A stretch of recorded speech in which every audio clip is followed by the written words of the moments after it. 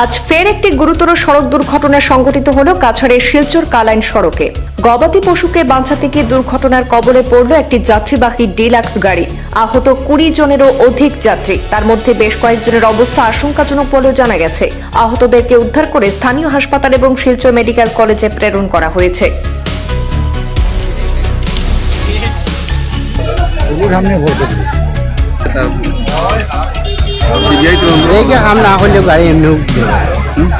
আজ সোমবার 1:30 নাগাদ ঘটেছে এই দুর্ঘটনা। কালাইন থেকে শিলচর অভিমুখে যাচ্ছিল একটি যাত্রীবাহী ডিলাক্স গাড়ি।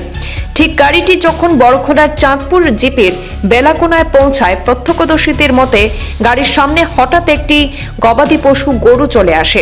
এতে সেই গবাদি পশুটিকে বাঁচাতে গিয়ে চালক নিয়ন্ত্রণ হারিয়ে রাস্তার পাশের মাঠে গিয়ে পড়ে ডিলাক্স গাড়িটি। এতে আনুমানিক 20 জনের কাছাকাছি যাত্রী আহত হয়েছেন, তার মধ্যে বেশ কয়েকজনের শারীরিক অবস্থা বেশ গুরুতর বলে জানা গেছে।